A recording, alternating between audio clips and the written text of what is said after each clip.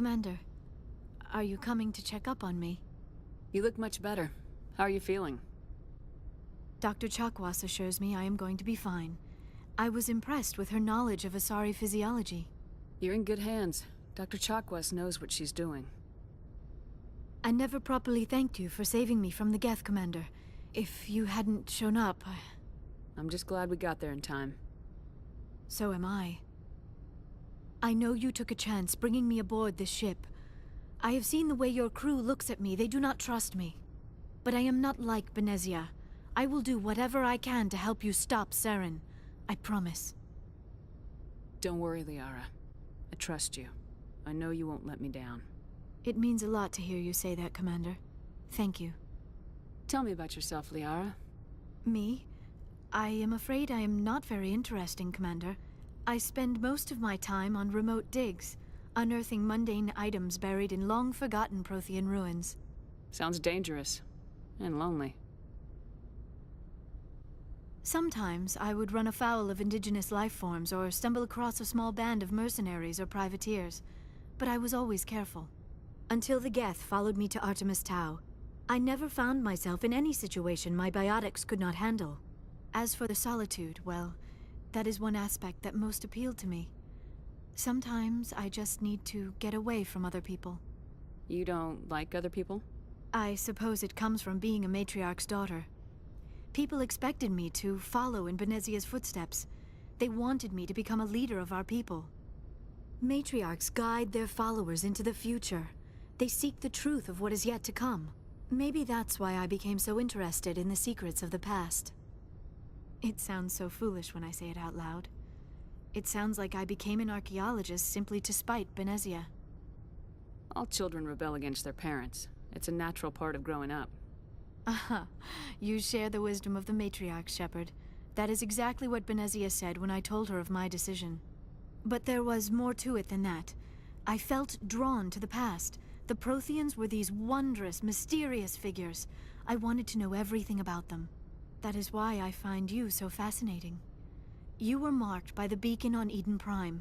You were touched by working Prothean technology. Sounds like you want to dissect me in a lab somewhere.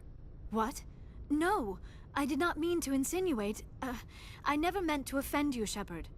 I only meant that you would be an interesting specimen for an in-depth study. No, that's even worse. Calm down, Liara. I was only joking. Joking? Oh, by the goddess, how could I be so dense? You must think I am a complete and utter fool. Now you know why I prefer to spend my time in the field with data disks and computers. I always seem to say something embarrassing around other people. Please, just pretend this conversation never happened. I'd like to know more about the Asari. We were the first species to discover the Citadel. We were instrumental in forming the Council, and we always strive to be the voice of peaceful cooperation in galactic disputes. My people believe we are all part of a single galactic community. Each species contributes something to the greater whole. Although we seek to understand other species, it seems few of them seek to understand us. The galaxy is filled with rumors and misinformation about my people. Like what? Most of the inaccuracies are centered around our mating rituals. My species is monogendered. Male and female have no real meaning for us. We still require a partner to reproduce. This second parent, however, may be of any species and any gender. I don't understand. Your species can mate with anyone?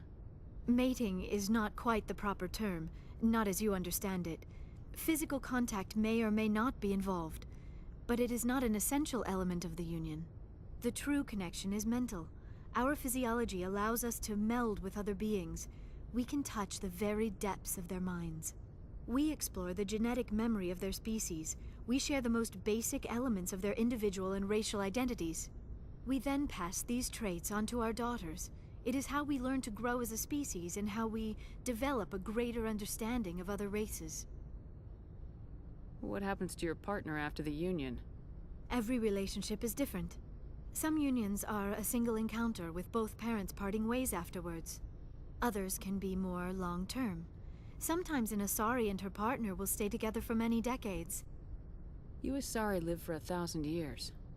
What happens when your partner dies? Few sapient species live as long as my kind.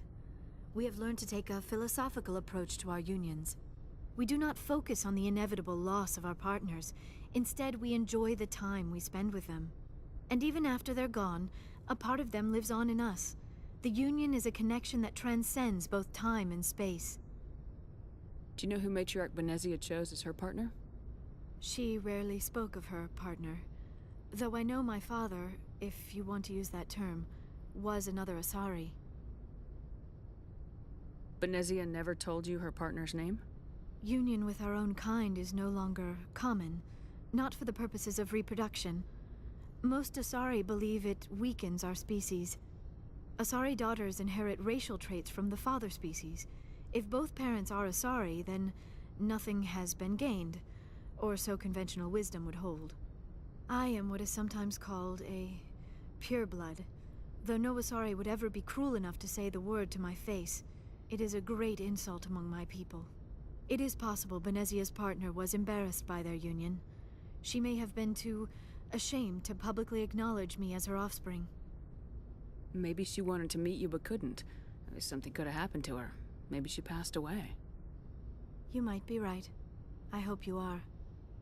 But I have no way to know for sure. Benezia never spoke of her partner. Whatever happened, it caused her too much pain to dwell on it. She raised me by herself, though that is not uncommon. Many Asari raise their children alone, particularly if the father species is short-lived. Often the partner will pass on long before the child reaches maturity. Do you know why Benezia joined up with Saren? I don't understand it. She was always outspoken about the need for the Asari to become more involved in shaping galactic events. Maybe she thought allying herself with Saren would somehow be for the greater good in the long run. At least I hope so. This hurts you, doesn't it? None of this makes any sense to me. I have not spoken to Benezia in many years, but I know her, and this was not like her. Something changed. I should go. Goodbye, Shepard.